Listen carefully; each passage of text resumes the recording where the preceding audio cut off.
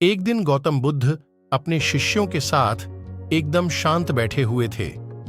उन्हें इस प्रकार बैठे हुए देख शिष्य चिंतित हुए कि कहीं वह अस्वस्थ तो नहीं है।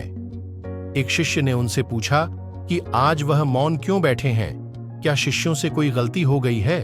इसी बीच एक अन्य शिष्य ने पूछा कि क्या वह अस्वस्थ हैं, पर बुद्ध मौन रहे। तभी कुछ दूर खड़ा व्यक्ति जोर से चिल्लाया, आज मुझे सभा में बैठने की अनुमति क्यों नहीं दी गई है?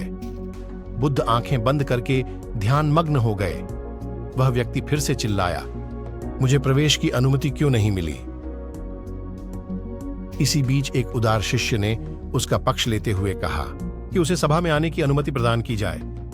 बुद्ध ने आंखें खोलीं और बोले, नहीं, वह अछूत है, उसे आज्ञा नहीं दी जा सकती। यह सुनकर शिष्यों को बड़ा आश्चर्य हुआ। बुद्ध उनके मन का भाव समझ गए और बोले, हां, वह अछूत है। इस पर कई शिष्य बोले, हमारे आश्रम में जात पात का कोई भेद ही नहीं, फिर वह अछूत कैसे हो गया? तब बुद्ध ने समझाया, आज वह क्रोधित होकर आया है। क्रोध से जीवन की एकाग्रता भंग होती है। क्रोधी व्यक्ति प्राय मानसिक हिंसा कर बैठता है, इसलिए जब तक वह क्रोध में रहता है तब तक अछूत होता है। इसलिए उसे कुछ समय एकांत में खड़े रहना चाहिए। क्रोधित शिष्य भी बुद्ध की बातें सुन रहा था।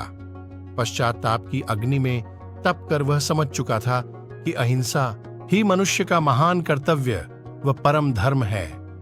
वह बुद्ध के चरणों में गिर पड़ा और कभी क्रोध न करने का प्रण लिया।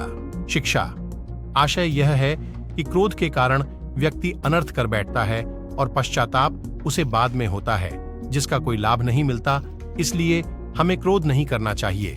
असल मायने में क्रोधित व्यक्ति अछूत हो जाता है और उसे अकेला छोड़ देना चाहिए। क्रोध करने से तन, मन और धन तीनों की हानि होती है। क्रोध से ज्यादा हानिकारक कोई और वस्तु नहीं है।